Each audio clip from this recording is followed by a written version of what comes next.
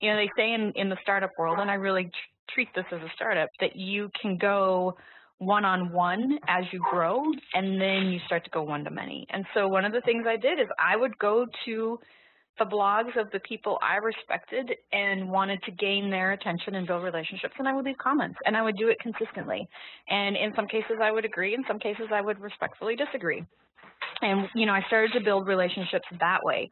Welcome to the Magnificent Marketing Podcast, where we interview the top marketing experts in the world and keep you up to date on all the changes and best practices to help you grow your business and stay on the cutting edge. Welcome to the show. Hello, everyone. I am here today with Gini Dietrich, and Gini is the founder and CEO of Arment Dietrich, a Chicago-based integrated marketing communications firm. She is the lead blogger at the PR and marketing blog Spin Sucks, co-author of Marketing in the Round, and also co-host of Inside PR, a weekly podcast about communications and social media. And today we are going to be talking about tips for building a community. Gini, how are you doing today? Tips for building a community, huh? Yes, I think that's something you are very versed in. I could probably talk about that, a thing or two maybe. I think so. You have quite a very rabid, in a good way, I guess, very active, I guess is a better word, community that you've built. So it's not easy, No. Building communities, especially, part of what we're going to talk about is people who should kind of get that out of their head as well. Because I think for certain kinds of businesses, certain stuff, you're learning about content marketing, you're learning about social media, you're learning about all this, and community almost always comes into conversation.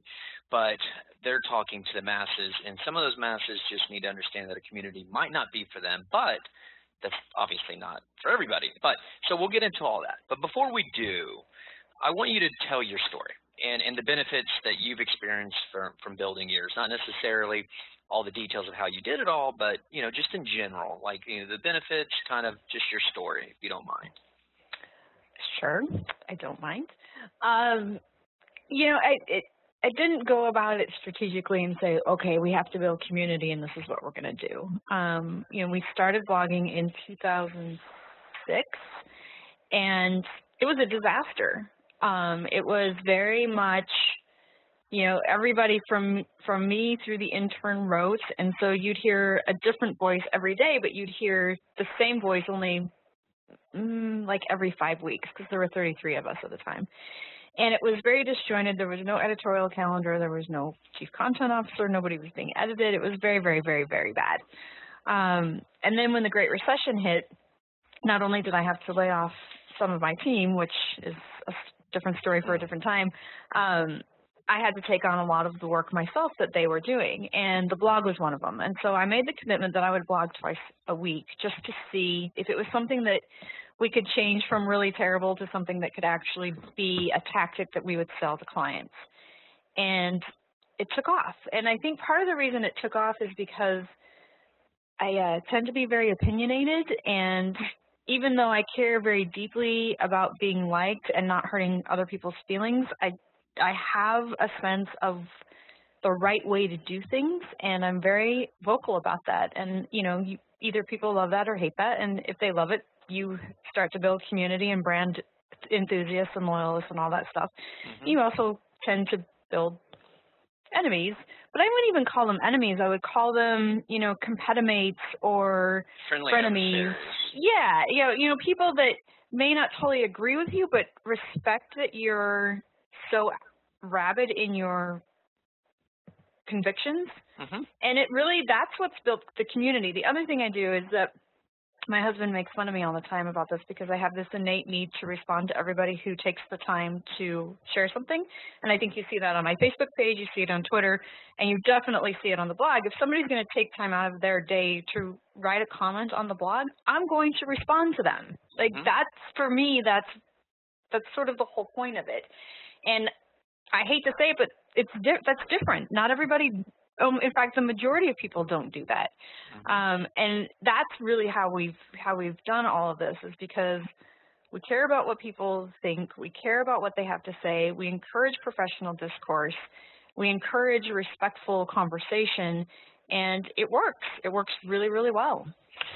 Now, you mentioned, you went through the Great Recession, you had to lay people off, you took over the blogging, but blogging doesn't necessarily mean you're building a community. No. And there's many other benefits to blogging. Even if you can't build a community, and if Joe Polizzi happens to listen to this, I'm sure he has many other things he's listening to and doing. But he always talks about that. But I think what gets lost in the benefits of blogging and content marketing and all that is there are many other benefits, but one of them, and what we're going to be concentrating today, is building a community. So you said you started blogging, but that doesn't necessarily mean community building. So, did you have the idea from the get-go that that's what you wanted that to gravitate to, or is that something that you just naturally kind of ended up going that direction? No, I think it came naturally. We didn't set out to say we want to build this community. Back then, nobody really knew what to expect. I think today is different. Today, if you were going to start, and you would be able to say, okay, in the next 5 years, we're going to build a community of brand loyalists who do this, and you would be able to do that. But back then, nobody had any idea what this blogging thing would do. And so we just really, the whole point of it was to see if it was something that we could build and sell to clients. Is this a tactic that our clients should use? And that was the whole point of it. So no, we didn't set out to do that. But I remember I wrote, in fact, we just had this conversation the other day. Ann Hanley and I had the conversation. I wrote a blog post. It had to have been 2009. I can't even remember what the title of it was, but something along the lines of professional speakers who are being paid to go on stage should not wear jeans. And I really believe that. I believe that if you're paying $2,000 to attend a conference and the speaker is being paid $20 grand or more to show up, have the common courtesy to, press your pants and put on a shirt that doesn't make you look like you just rolled out of bed. And for heaven's sakes, brush your hair and don't put on a ball cap. I really believe, part of that is the way I was brought up, because my mom always said you can never be overdressed, but you can always be underdressed. And so that's part of that conviction. But I wrote the blog post, and I remember, as plain as if it were yesterday, Mitch Joel commented, and he just railed me a new one. And my reaction was, Mitch Joel commented on my blog! Exactly! That's what I was thinking. That is awesome. And I said to him, I had this whole debate with him in the comments of the blog post, and I think from there he kind of went, all right, I don't agree with you. And Mitch Joel is a great example. He wears black jeans. It's all black, though. Right, it's all black, but they are still jeans. And, he teases me about it now, but that was the catalyst for us becoming friends. That's awesome. I was about to say, what if they're like skinny jeans in Austin or San Francisco? Do you have any I think that most people don't look their best in jeans. Most people look their best in slacks or skirts. Most people don't look very good in jeans, so I don't care if they cost $200. And I know lots of people disagree with me, which is fine. But that's okay. What I just see a blog post from Express Writers today about contrarian point of views. Mix it up, get out there. And they're not the first people I've heard that from. I've heard that from, I've probably heard that 20, 50, 100 times. Oh yeah, because that's what works. Yeah, and it did for you, right? Now you built a relationship. It works for everybody. It works for everyone. Exactly. So how long did you take to start reaping the benefits of the community that you built? Was it a month, 2 months, 2 years, 5 years? 6 years. Okay. Yeah, it was 6 years. You obviously had other good stuff going for you, but but from that part of it, it took a while. Well, and the reason it took a while, I'll tell you this story. So in March of 2015, I had just been to Social Media Marketing World. And my friend Danny Einey invited, he was in Chicago for his mastermind group, and he invited me to come for lunch that Saturday at their event. And I kind of hemmed and hawed on it because I'd been gone all week. I was tired. I'm an introvert, so I needed my space. I didn't want to be around another group of people where I had to be on. And, I just kind of was like, and finally I said to myself, just go. He's a good friend. He's invited you to do this. It's only lunch. What's the big deal? And I went, and it was people like Jeff Bullis and Adam Franklin and Sophie Lizard and Danny, of course. And the whole point was for me to be there to talk about, for an hour, to talk about how to use public relations to build your, to build your community and to really build a group of rabid fans. And it turned into, well, what are you doing with your community? And I said, what do you mean? And they said, well, how many people subscribe to your blog? And at the time it was maybe 30,000. And I said 30,000. Wow. So, you know, at this point, remember, it's been 6 years, right? Okay. That I've been doing this, right? And Still. I remember Sophie Lizard gasping. And she said, you have 30,000 people who subscribe to your blog and you're not selling them anything? And I was like, well, no, we give everything away for free, and I believe in goodwill. And I mean, like, the people in that room, one person got up, stood up and started banging his head up against the wall, and there were all these audible gasps, and they just gave me the hardest time. And in fact, I saw Jeff Bullis a couple of weeks ago, and he said, I remember that and how frustrated we were with you.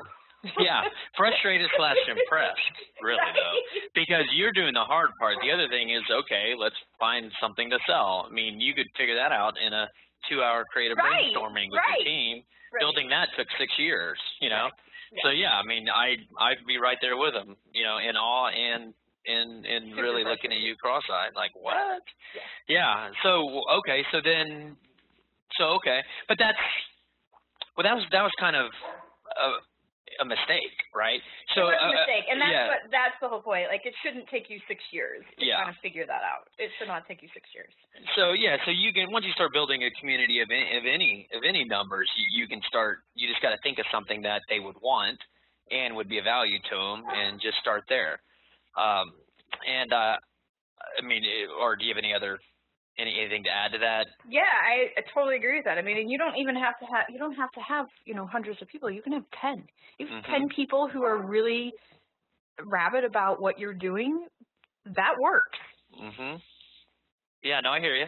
Now, here I want to move on to, okay, I think everyone's really going to be interested. Okay, all right, this is why I want to do this. Get to the meat and potatoes here.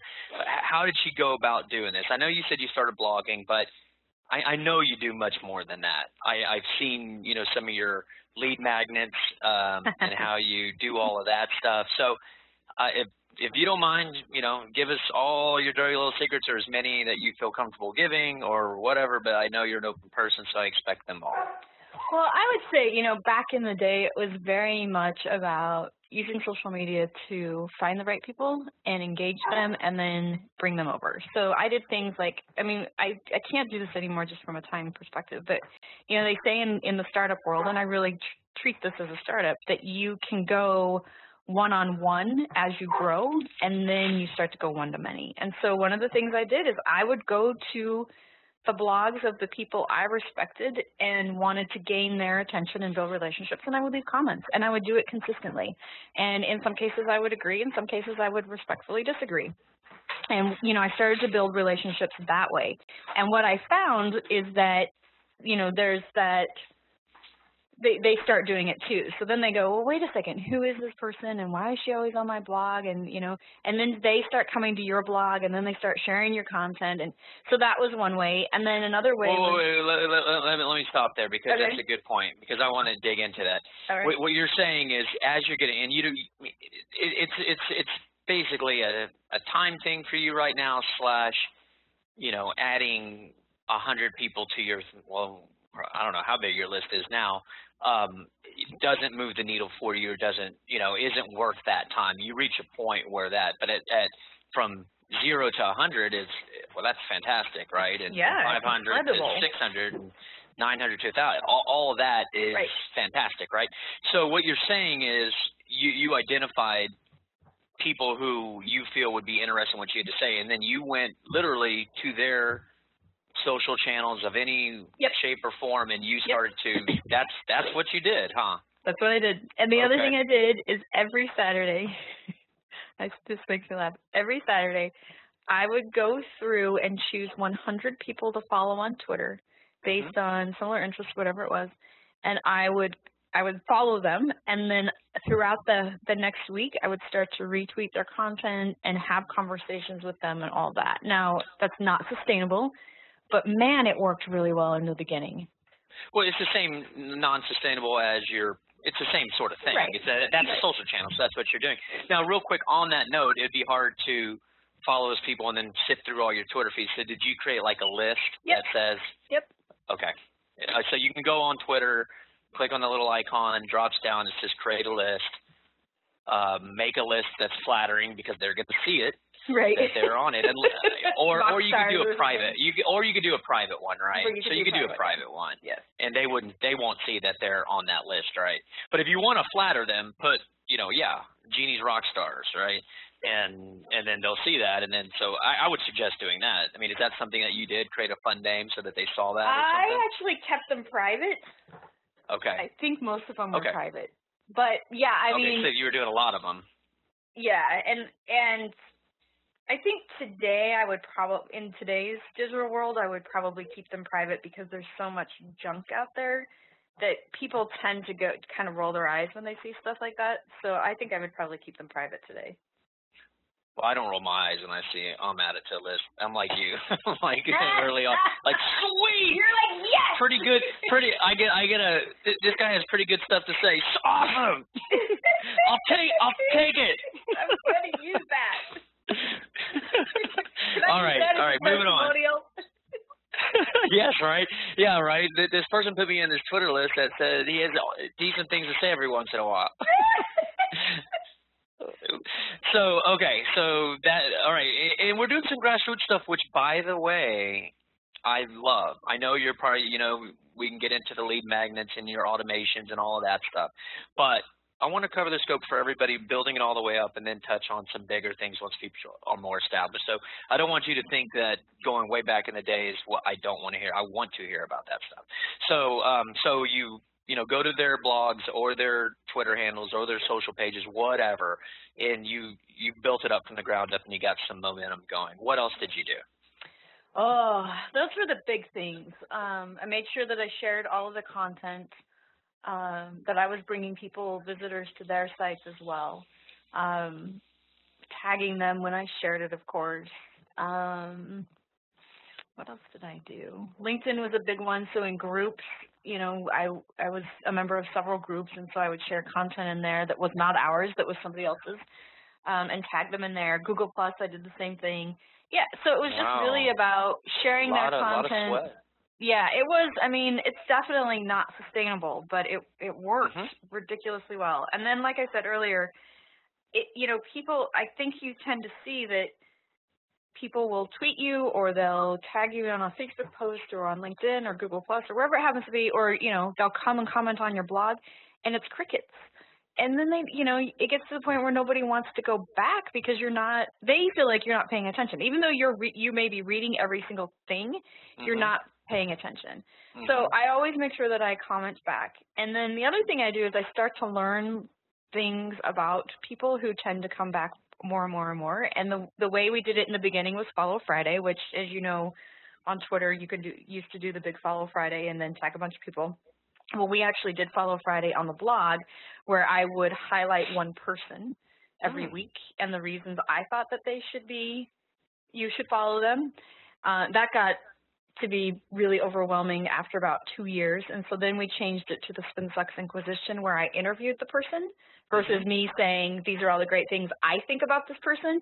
I interviewed the person, and I did that in writing for a couple of years. And then and these are fans of yours, not other influencers. Right. They're readers. We took a very specific approach not to do influencers. It was very much, if you comment on the blog, if you share our content, if you buy our products, if you're a student, then you're going to be. And it's funny because influencers will say to me, how come you've never featured me? And I'm like, you don't freaking read the blog. And you don't pay me any money. And you don't pay me any money. I'll have you on for a different reason, but not for that. Yeah, right. So tell me if I'm wrong in thinking why this worked for you. Is you only can do, how often do you do the Spin Sucks Inquisition? Weekly? Once a week, yeah. Once weekly. So that's still only, 50 people a year? And I know there's 52 weeks in the year, Gini, but 50 work weeks. So you would do this, 48 to 50 times a year, which is only 48 to 50 people. But people see that, and they're like, I want to be on that, right? Yep. So you have this waiting list of people, right? Okay, that's why I work. Yeah, just a human, natural sweepstake type of thing. Okay. Yeah, people do not like to be left out. Yeah, awesome. All right, well, that's a great pointer. You know, reward your freaking people who are saying stuff. You know. Yeah, I mean, reward your customers. How, like, we have a client who's like B2B, as B2B as they can come. They make oxidizers that take all the crap out of a plant before it goes into the air. It's all EPA regulated. I mean, it is as B2B as it comes. And we started about 3 years ago choosing one VIP prospect or customer each month and sending them Garrett's popcorn, which is the Chicago, like, cult popcorn, and saying to them, you know, how much we appreciated whatever it happened to be. And that thing has brought them more referrals and more word of mouth than anything. So the idea here is that even though you're not building community online specifically, you're building community among these people who are centers of influence, who are former customers, who are prospective customers who maybe haven't made a decision yet. You know, so we took all of those groups of people and chose one person per month to send this popcorn to. And it, I mean, is ridiculously popular. People talk about it at trade shows, and then again, it goes back to the sweepstakes thing. Why don't I get any popcorn? I want some popcorn. Like, it's really hard to walk down the street and buy some popcorn. But what do you say? Could be coming. Could yeah, be coming. I mean, yeah. Keep coming. Yeah. Keep coming. Yeah, yeah, no, I see. And then if you think about it, you know, I mean, you could go and look at, let's pick a huge blog, like Social Media Examiner, right? Mm-hmm. I don't have it in front of me, but if you go to their comments on their blogs, there's not going to be 25 to 50 comments. There's just not. Nope. But after 1 year of doing this, you have 48 people who are going to feel like they owe it to you to comment, say something, right? Correct. And over 6 years, you have 250 people who are doing that. And that's not to mention all the other stuff you're doing, right? Yes. Is that how? That's what it works? Okay. Yes. All right. Well, you're a genius. And then the other thing I do, which tends to be, it's very characteristic of me, is because I'm learning things about these people, right? I then start to push buttons or introduce them to other people in comments, and then tag, like, I start to bring them together that way. And it's been really fun to watch. We launched a private Slack community in January. And so you can't actually see it because it's private, but the level of engagement that's going on in there is 2009, 2010 level of engagement externally, where we've seen, I think everybody has seen a decline in comments publicly, you know, in the last couple of years. We're seeing that level of engagement again, but in this private group. Yeah. Because you have rabid followers now, you know, and it took, you know, just a system put in place, you know, to make all this happen. And, you know, I say just the system. I mean, you had all the ideas. I mean, don't make me sell you short on that. But what you did have, it was a system. And what you did is you worked it, and you were consistent, and you gave back, and voila comes relationships, right? Return on as Ted Rubin says, return on relationships, R&R. And it's great hearing people like him talk, because he's not very technical at all. No, he's not. Not at all. You know, we just had him. I actually got the pleasure of hanging out with him at South by, and I've had him on the podcast a couple of times. Did one last week with him, and he, you know, we were talking. God, I can't remember where. I should remember, right? 2 minutes. But you know, I thought it was going to be about big mass. You know, and again, he circled right back to that, and that gets lost in all this automation and AI and virtual reality, and blah blah blah blah blah. Right? Hey, slow down to speed up, you know, slow down and engage and get as much as you can out of that. I say get as much as you can, but to get as much as you can, you're going to have to give a lot. So, you know, hearing people like you've implemented that without knowing it, I guess. You didn't probably hear about return on relay. It just felt right to you. Yeah. And then it worked for you. Okay. Well, keep going. So you've talked a lot of elbow grease work, which I think it's people need to hear it. I'm sorry if any millennials or somebody's listening to this.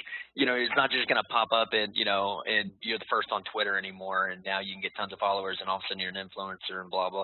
I mean, you got to work at it this day and age. You should have most likely you had to work for it, but especially now. Right. So you kind of need to go, from the ground up, and then once you get to a 30,000 level, then you can start doing some other things, or even 10,000 level. But yeah, I mean, I think it's going to change. To your point, when you add 100 people when you're 500, that's significant. When you add 100 people when you're 30,000, it's not as significant.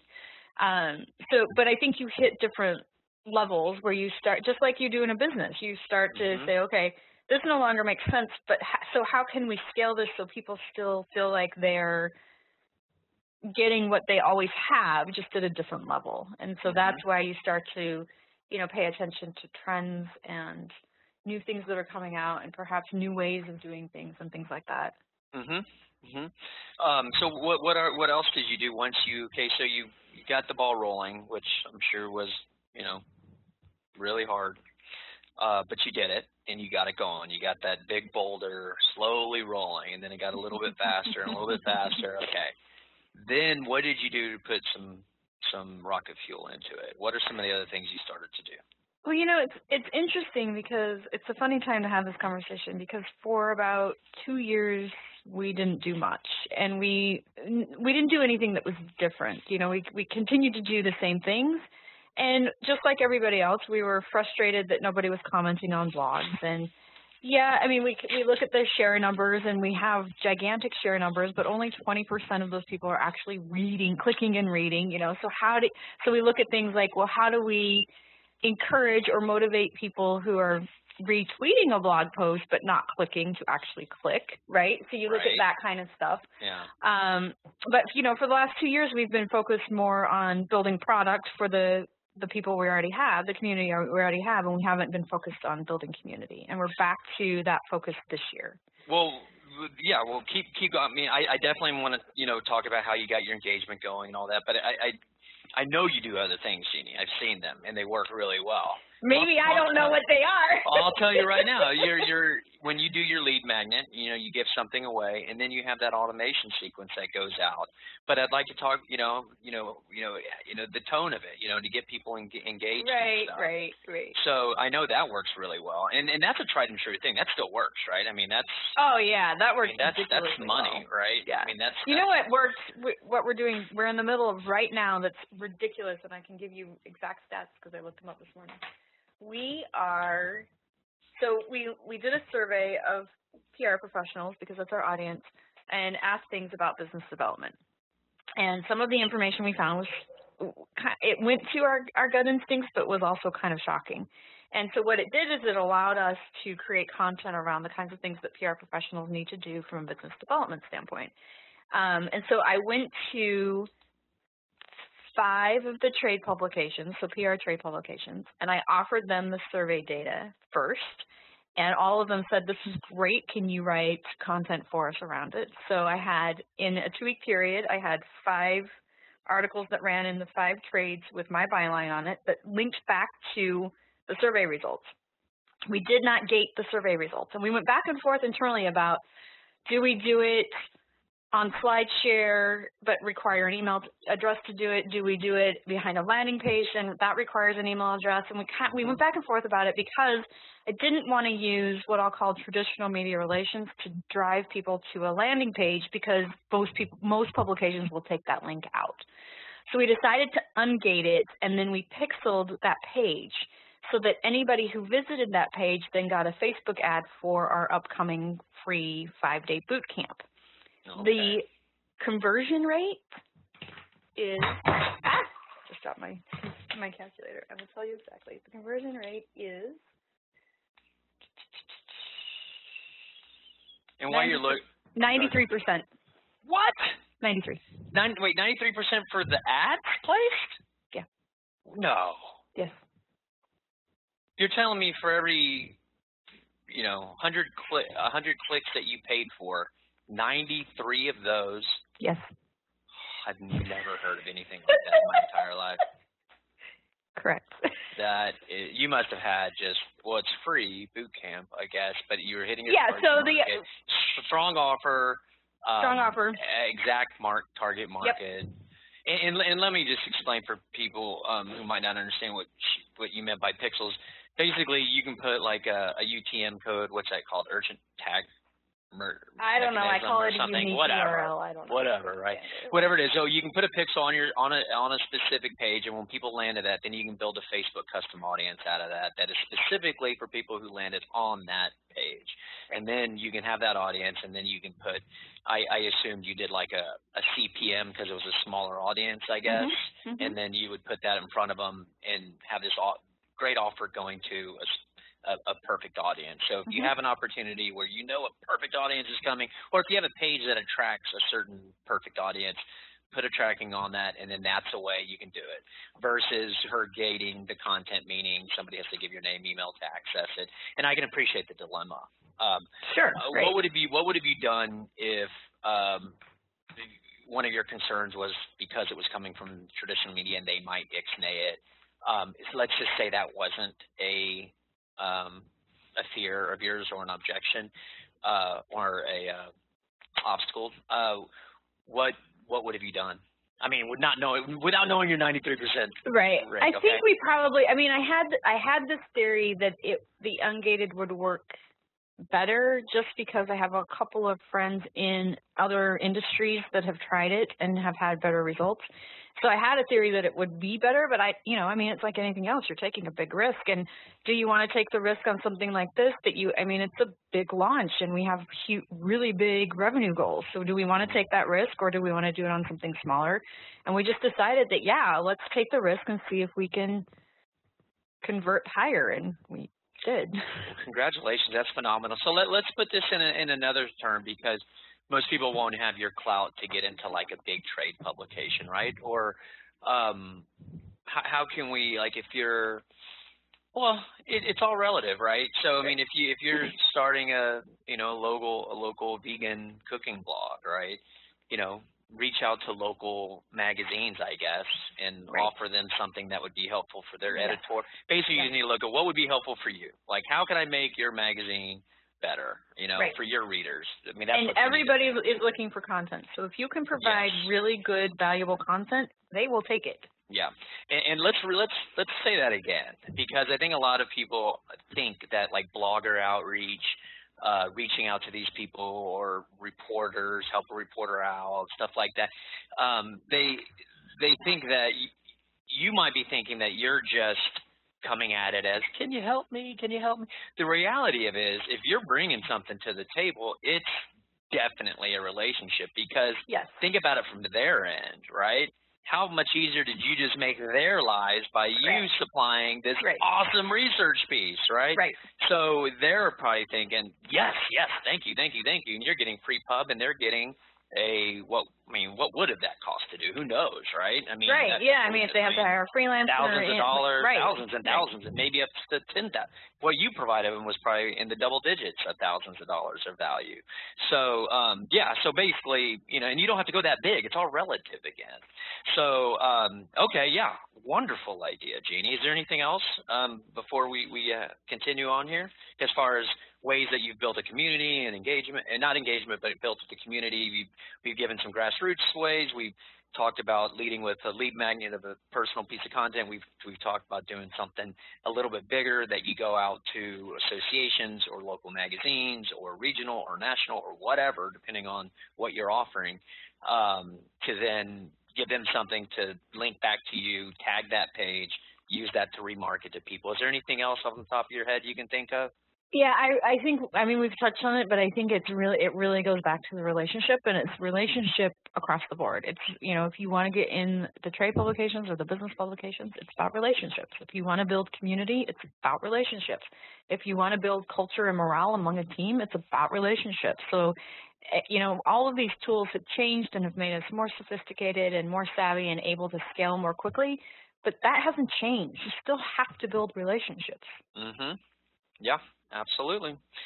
Awesome. Well, more and more people are talking about this. And I think it's just because it's getting crowded and we're kind of circling the wagons to come back in so we can, again, build from the inside out. Right. So what did you do, think back before you had the Inquisition and, you did, all those things you were doing took time to shape, to take form. So was there anything you did to get initial engagement going? Because it's tough, man, right? I mean, were you like super prodding and poking and asking questions? No, it really was this. And I remember Sarah Robinson just teasing me to death about it. But I created a spreadsheet. I should find it.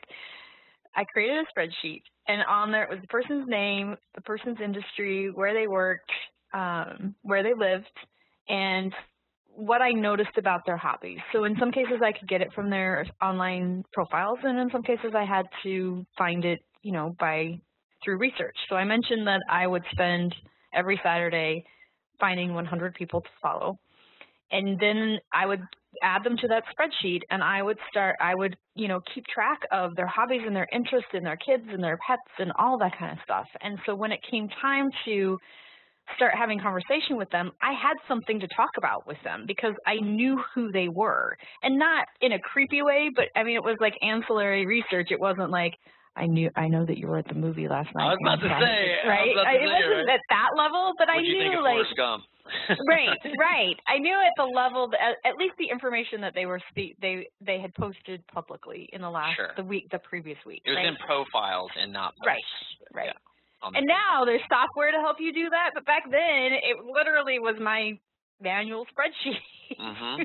And then what do you do? You just mention stuff here and there. Yeah.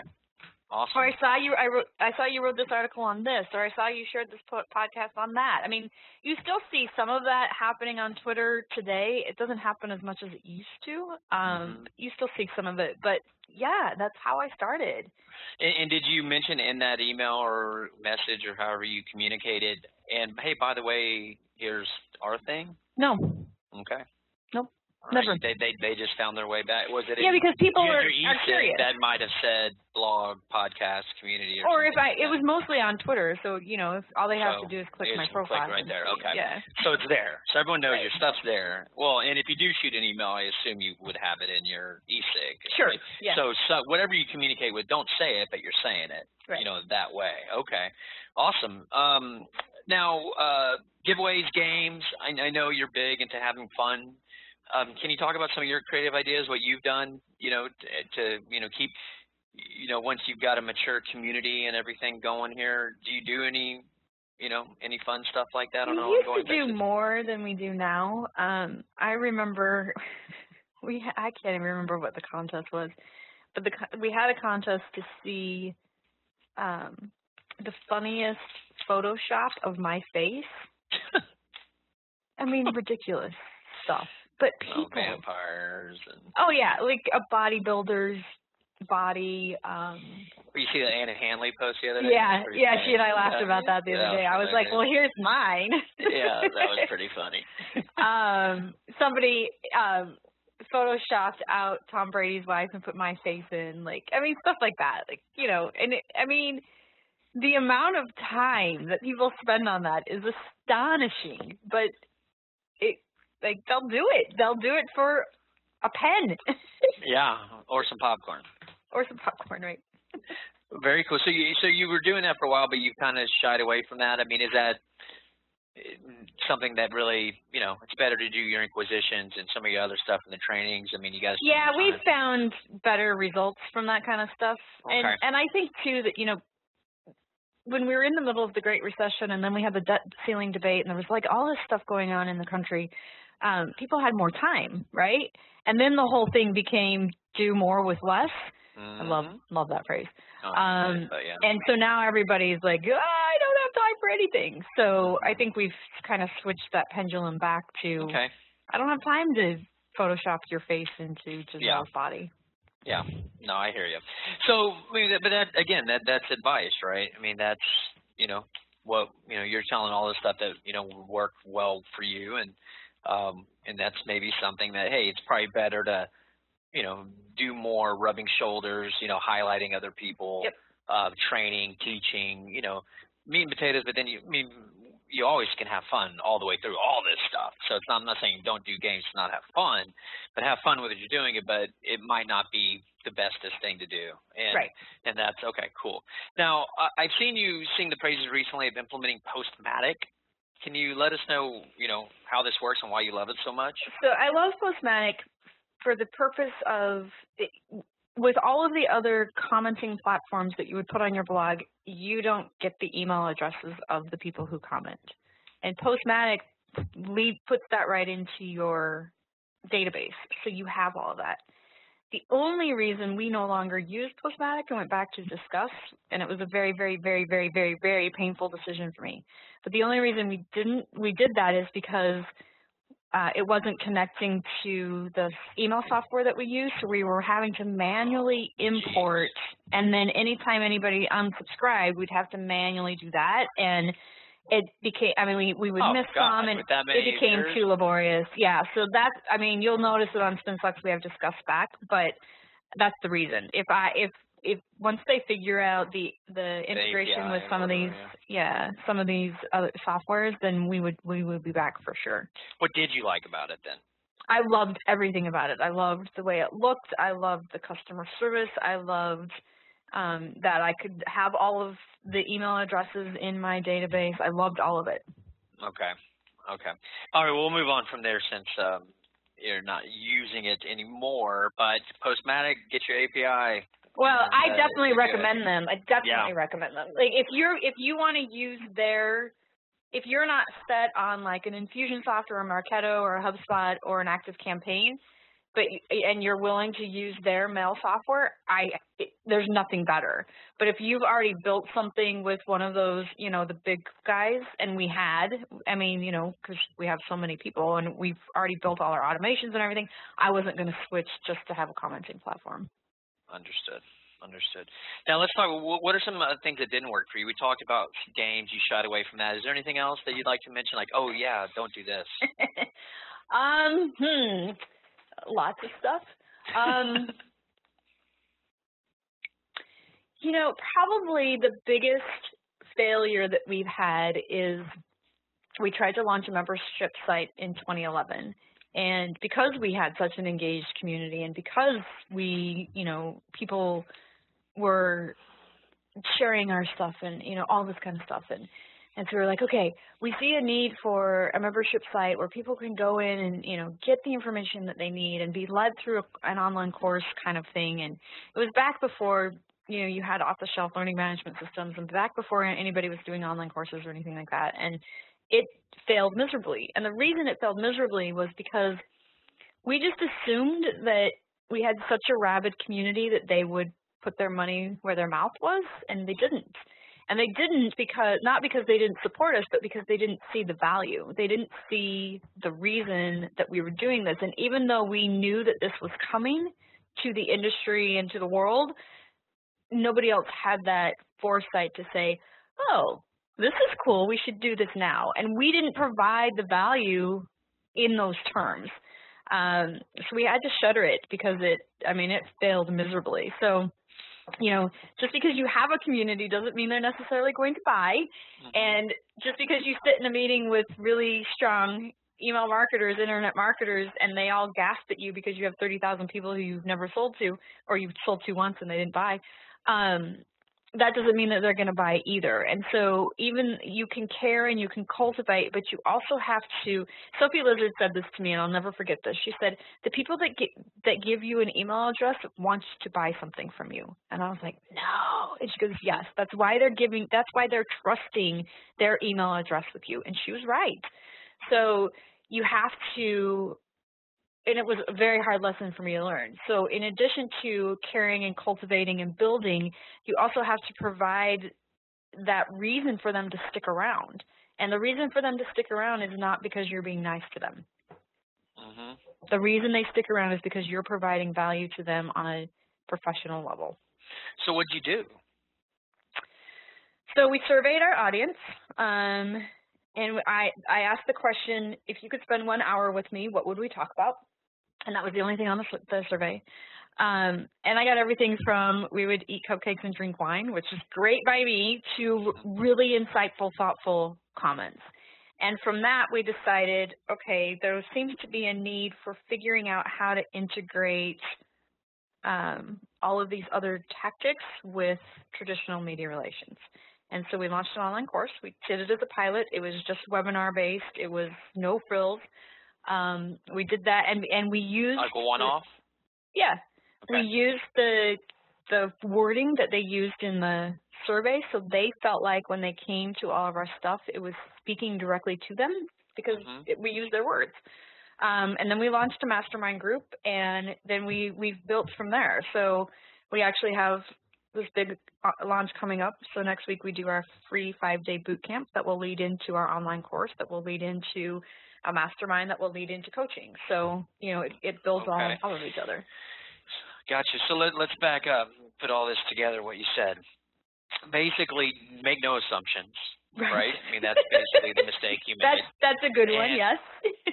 And then you learn that hardish way. I mean, it didn't. It was an expensive lesson, yeah. One thing but it didn't work, right? And it sucked. But so then you ask. So don't make any assumptions. Ask your community, hey, what? In a cool, I mean, you did it in a very cool way, so think of a cool way to do it. But ask, like, hey, what do you want to learn about, right? And you know, what, in a roundabout way, you're basically, in your team is saying, what would you buy? But, and so you're learning from that, and then you teach them on that stuff, right? So, I mean, that's basically how you asked them, figured out what they wanted, and then you offered them something that they would pay for in regards to that. And then you also mentioned you lead with the free, you know, a valuable free offer, and then that gravitates or naturally goes down the path of what you've already figured out what these kinds of people normally want to learn about, correct? Right. And then so that's how you lead them in. Yep. Gotcha. Okay. Awesome. All right. Well, let's just got a couple minutes left here. Let's talk about what kind of companies out there need to be like, hey, you know what? You can still blog, you can still, you know, utilize content marketing, you can still build a community of sorts in the sense that you're putting the information in front of people and, you know, in a certain demographic and all that, but they might not, you know, building a community might not be for them. Do you have any advice for, I'm trying to even think how to ask this question because there's like tens of thousands of different types of companies, right? But, you know, like a tax attorney or a law firm, or, you know, I just, to me personally, I don't see them building a community, right? Those are. Well, I think you're thinking about it from the traditional sense in the way that I've built community. I think you definitely are still building community. Like my accountant is freaking amazing, and he's been really good to me for the last 10 years. And so anytime anybody asks me for a referral, I send them to him, and I know that he's going to take really good care of them. So you still have. I'm still a brand loyalist. I'm still somebody who's going to refer business to them. And every business has that. Every single business has that. Every business. Even if you're selling toothpaste, you have people who are going to say, I mean, I have been a Crest girl my entire life. And 2 weeks ago, I was in a hotel, and I forgot my toothpaste, and they had Colgate. And I was like, ugh. So I used Colgate, and I was like, oh, my gosh. I've been missing out on this, and it's because the hotel had recommended a different brand of toothpaste, right? So I just bought Colgate for the first time in my entire life. So if you think about it from the perspective of the people who, from a B2B perspective, are going to refer business to you, who are going to help you with word of mouth, who are your centers of influence, who are your influencers, if you think about it from that perspective and not in, you know, people who are commenting on your blog, I think you still are building community. Yeah, but as far as the traditional sense of like your community, I guess the best way we can try to say it is, you know, if it has to be a very targeted audience who it's, you know, it's something that is in their daily lives that they obsess about, you know. Yeah, like you're not going to, you're right, you're not going to build a community around tax accounting. Yeah. Because nobody's on, unless that's what you do for a living, nobody's on the internet going, ooh, I really want to learn about tax accounting today, every day. Yeah. Yeah. So just think about it that way. You know, if you have something that they think about it all, you know, every week basically, it's in their head. You know, that then that could be, you know, a community worthy type of thing. Well, and that's a really good point. I have a really good friend who's a former attorney, and he's big on FCPA compliance. So, you know, what you have to do without getting arrested for bribery.